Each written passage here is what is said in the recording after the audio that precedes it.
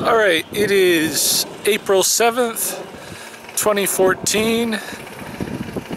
We are just concluding the first quarter of Sa'aki, the duck moon, which means in about a week's time I will begin collecting goose eggs and duck eggs. Begin that harvest, and several other harvests are coming on in this moon.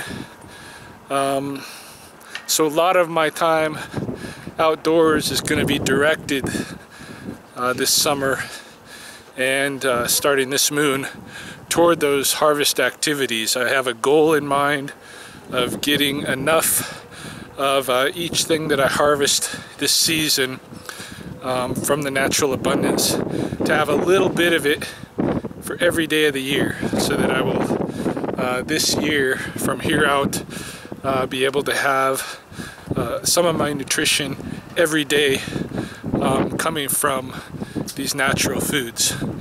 I am also, of course, retaining my contract with the city of Lethbridge as an ecological consultant to deal with this rattlesnake mitigation, meaning when people come across a rattlesnake on the road or in their backyard or on the golf course or even in some of the city parks, I'm the guy that gets called to deal with the snakes. So it's kind of untimely warm right now. I'm not expecting the rattlesnakes to start coming out for at least another couple of weeks, but today is pretty warm, closing in on 20 degrees Celsius, and that's pretty warm. It's not quite that. I think it might be 15 or 16 degrees Celsius. So there is a chance that there could be some snakes basking today, and so I'm walking from my house down into the coulee to check one of the dens. I have with me my snake hook in case, well, just to brush the grass as I'm walking. I am barefooted, which is maybe not the smartest way to go walking into a snake den, but I also have my sandals with me. Not that that adds a whole lot. I have my sandals in my rucksack. I'm accomplishing a whole bunch of things at once. I'm going to be checking on some of the plants. I am rucking some weight. Don't have my ankle weights today, obviously, but I still got my 35 pounds in the back of my ruck. So I'm just getting a little bit more exercise. I already had a little run today. And checking on the snakes and just seeing what's going on phenologically in general. Yeah, so we'll see what's shaking in the coulee. We're almost there.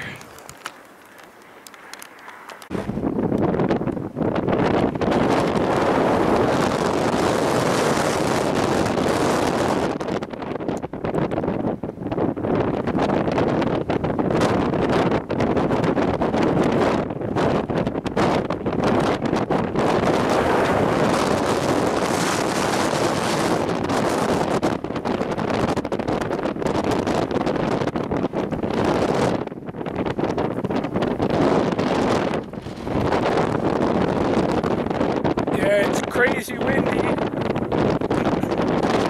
I'm really taking my time going along this ridge because there's a lot of thorny little things and rocks and this and that, and I have to really get my feet reconditioned to that after being shoed all winter and losing some of my callus. So I was tempted to just put on my sandals, but then that's not going to help me condition my feet. Here's an example of what I got to look out for as I'm walking around. Oh, I thought I saw one of the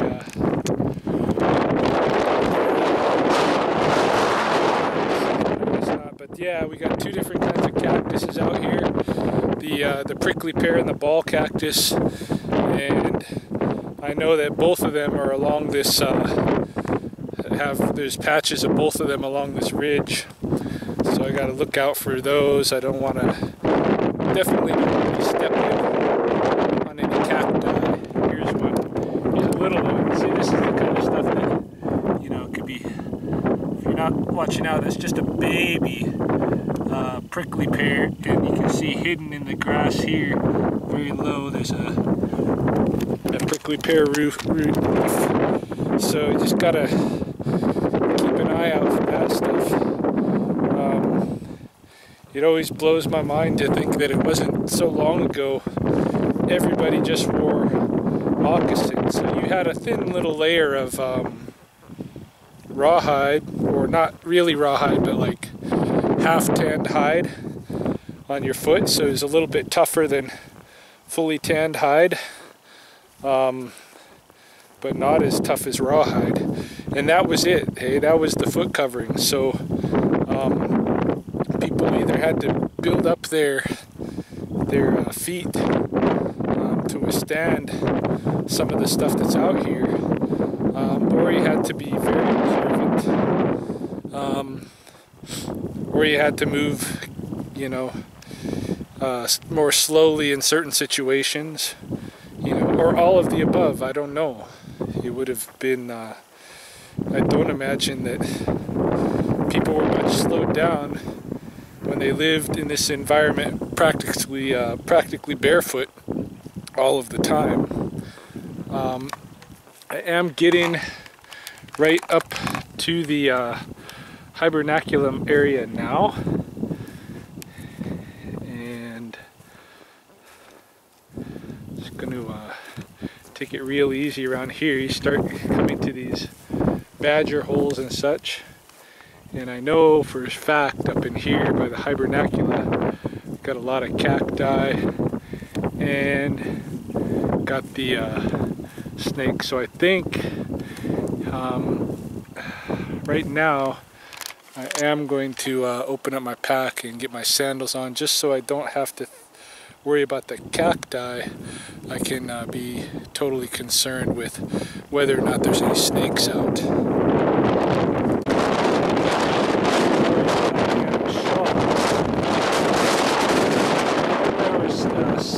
Getting ready here, I noticed there is some green coming up. This is prairie smoke, or old man whiskers. So yeah, it's in foot, and one of the plants that comes up most early. Now, I'm gonna walk in here carefully, and I doubt there's gonna be any snakes. So like I said, it is still, I would consider this to be 2 to 3 weeks early for their releasing from the hibernacula, but you never know.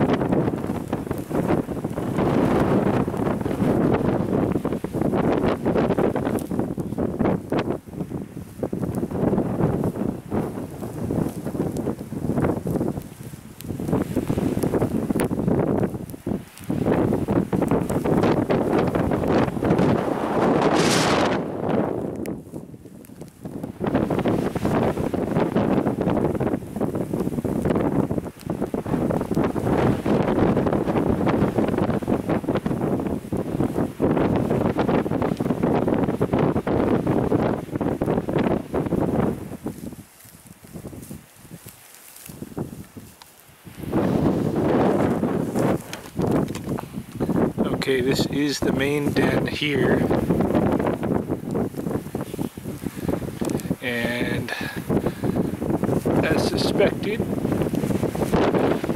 I'm not seeing any snakes yet. Certainly there's none basking, or they would have alerted me to their presence already. There's another, this whole area is full of entrances, by the way. There's another big entrance over here. Just gotta be very, very careful. Yeah, again, no snakes. There is something worth looking at phenologically over this way.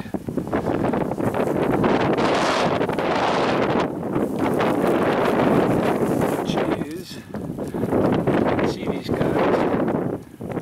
But, here we have a hive of western hatching ants.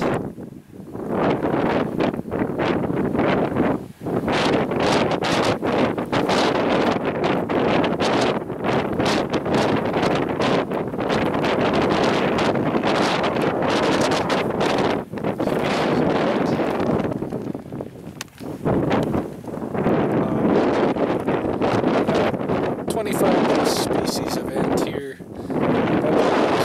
This is a species that actually takes slaves, as well as they keep herds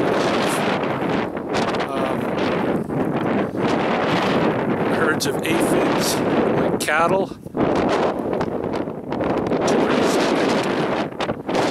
feed their babies. And they move those herds around to different plant communities. It's quite something.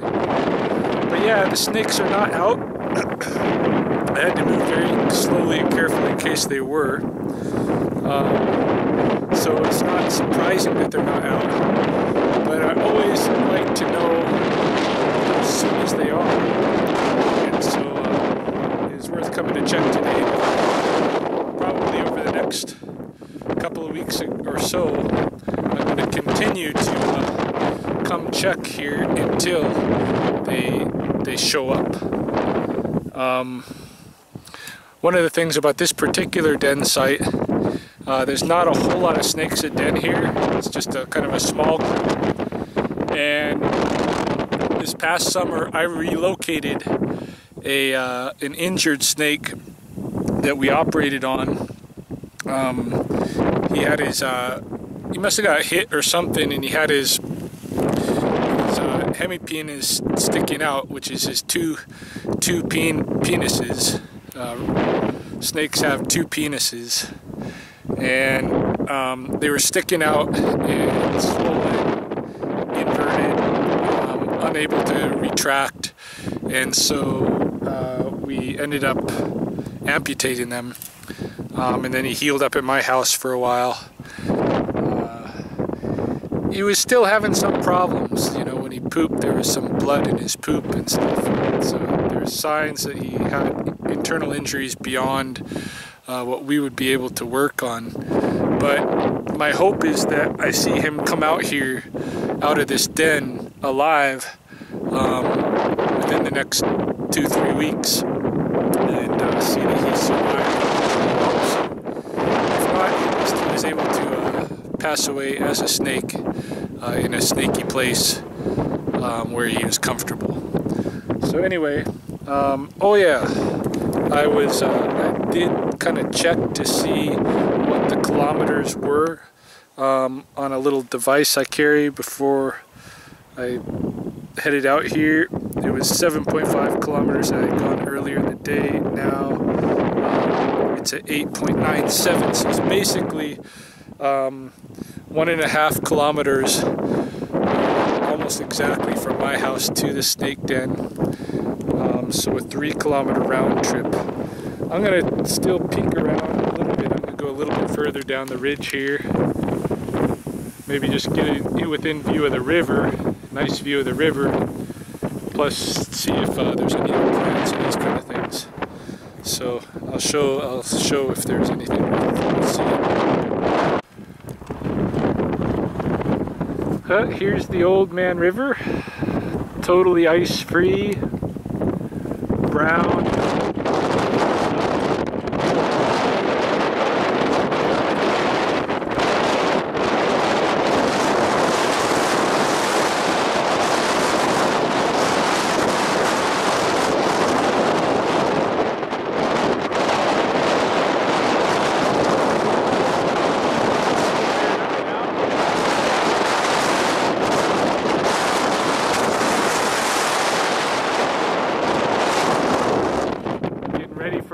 nesting. Ducks pretty much all paired up now. Goldeneye should be leaving pretty soon. I've been seeing lots of shovelers. Saw some ringneck ducks at the pond the other day. Lots of coots.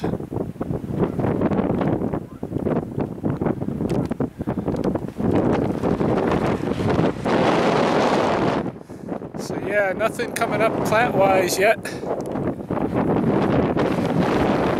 Not too surprised, but it won't be too long.